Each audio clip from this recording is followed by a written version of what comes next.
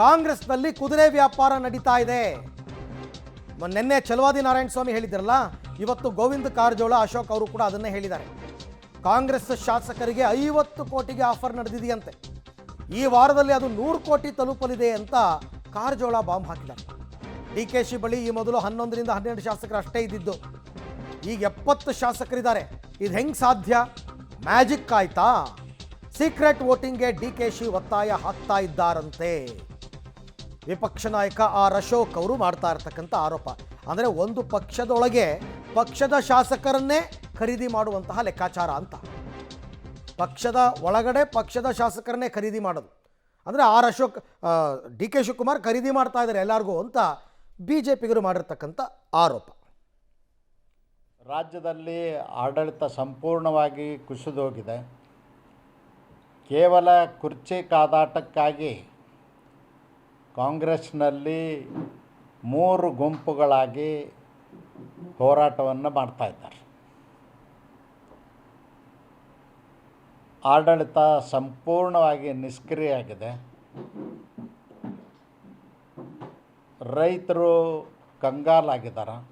ಕಬ್ಬು ಬೆಳೆಗಾರರು ಕಂಗಾಲಾಗಿ ಹೋರಾಟ ಮಾಡಿದರು. ಅದಾದ ನಂತರ ಇವತ್ತು ಮೆಕ್ಕೆಜೋಳ ಭಾಳ ದೊಡ್ಡ ಪ್ರಮಾಣದಲ್ಲಿ ಬೆಳೆದಂಥ ರೈತರು ಕೇಂದ್ರ ಸರ್ಕಾರ MSP 2400 ಕೊಟ್ಟರೂ ಕೂಡ, ಫಿಕ್ಸ್ ಮಾಡಿ ಕೊಟ್ಟರೂ ಕೂಡ ಖರೀದಿ ಕೇಂದ್ರ ಪ್ರಾರಂಭ ಮಾಡಿಲ್ಲ. ಖರೀದಿ ಕೇಂದ್ರಗಳನ್ನು ಪ್ರಾರಂಭ ಮಾಡುವಷ್ಟು ಪುರ್ಸತ್ತು ಕಾಂಗ್ರೆಸ್ ನಾಯಕರಿಗಿಲ್ಲ. ಸರ್ಕಾರ ನಡೆಸ್ತಕ್ಕಂಥವ್ರು ಅವರು ಕೇವಲ ಕುರ್ಚಿಗಾಗಿ ಪ್ರತಿನಿತ್ಯ ಹೋರಾಟಗಳನ್ನ ಮಾಡ್ತಾಯಿದ್ದಾರೆ. ಗುಂಪು ಗುಂಪಾಗಿ ದೆಹಲಿಗೆ ಹೋಗ್ತಾ ಇದ್ದಾರೆ. ಮತ್ತು ಕುದುರೆ ವ್ಯಾಪಾರ ಭಾಳ ಜೋರಾಗಿದೆ. ಮೊನ್ನೆ ದಿನ ಯಾರೋ ಹೇಳಿದರು 50 ಕೋಟಿ ಆಫರ್ ಅದ ಅಂಥೇಳಿ. ನಿನ್ನೆ ದಿನ ಹೇಳ್ತಾರೆ 75. ಬಹುಶಃ ಈ ವಾರದಲ್ಲಿ ಒಂದು 100 ಕೋಟಿಗೆ ಹೋಗುವಂಥ ಸಾಧ್ಯತೆಗಳು ಜಾಸ್ತಿ ಇದೆ. ಕಳೆದ 6 ತಿಂಗಳಿಂದನೂ ಕೂಡ ರಾಜ್ಯ ಸರ್ಕಾರ ಚೇರ್ ಕಿತ್ತಾಟದಲ್ಲಿ ಚೇರ್ ಮೇಲೆ ಯಾರು ಕೂತ್ಕೊಬೇಕು ಅಂತೇಳಿ ಹೊಡೆದಾಟ ನಡೀತಾ ಇದೆ, ಬಡದಾಟ ನಡೀತಾ ಇದೆ. ಆ ಚೇರ್ಗಿದ್ದಂಥ ಮುಖ್ಯಮಂತ್ರಿ ಚೇರ್ಗಿದ್ದಂಥ 4 ಕಾಲುಗಳನ್ನು ಒಬ್ಬೊಬ್ಬರು ಕಿತ್ಕೊಂಡು ಹೋಗ್ಬಿಟ್ಟಿದ್ದಾರೆ. ಒಂದು ಕಡೆ ಡಿ ಕೆ ಶಿವಕುಮಾರು, ಇನ್ನೊಂದು ಕಡೆ ಸಿದ್ದರಾಮಯ್ಯ, ಇನ್ನೊಂದು ಕಡೆ ಪರಮೇಶ್ವರು, ಇನ್ನೊಂದು ಕಡೆ ಜಾರಕಿಹೊಳಿ. ಇವತ್ತು ಕರ್ನಾಟಕದಲ್ಲಿ ಮುಖ್ಯಮಂತ್ರಿ ಚೇರೇ ಇಲ್ಲ. ಯಾರು ಮುಖ್ಯಮಂತ್ರಿ ಅಂತ ಯಾರಿಗೂ ಗೊತ್ತಿಲ್ಲ.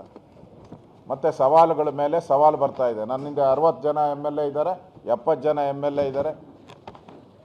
ನಮ್ಮ ನಾಯಕರು, ವಿರೋಧ ಪಕ್ಷದ ನಾಯಕರು, ವಿಧಾನ ಪರಿಷತ್ ಅವ್ರು ಹೇಳಿದ್ದಾರೆ 60 ಕೋಟಿ 70 ಕೋಟಿ ಹಣ ಟ್ರಾನ್ಸ್ಫರ್ ಆಗ್ತಾ ಇದೆ ಅವರ ಅಕೌಂಟ್ಗಳಿಗೆ.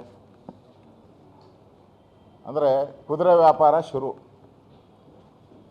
ಇದರ ಮಧ್ಯೆ ರೈತರ ಸಂಕಷ್ಟಕ್ಕೆ ಒಬ್ಬ ಮಂತ್ರಿನೂ ಕೂಡ. ಆಲ್ ರೈಟ್, ಆರೋಪಗಳು BJP ಅಧಿಕಾರದಲ್ಲಿದ್ದಾಗಲೂ ಈ ರೀತಿ ಆರೋಪಗಳನ್ನು ಕಾಂಗ್ರೆಸ್ನವರು ಮಾಡ್ತಾಯಿದ್ರು, ಈಗ ವಿರೋಧ ಪಕ್ಷದವರು ಮಾಡ್ತಾ ಇದ್ದಾರೆ. ಬಟ್ ಅಂಥ ಅನಿವಾರ್ಯತೆ ಈಗ ಬಂದಿದೆಯಾ ಇಲ್ವಾ? ಅಕೌಂಟಿಗೆ ಟ್ರಾನ್ಸ್ಫರು ಅಂತಾರೆ ಆರ್ ಅಶೋಕು. ಅಕೌಂಟಿಗೆ ಟ್ರಾನ್ಸ್ಫರ್ ಆದರೆ ಗೊತ್ತಾಗಲ್ವಾ?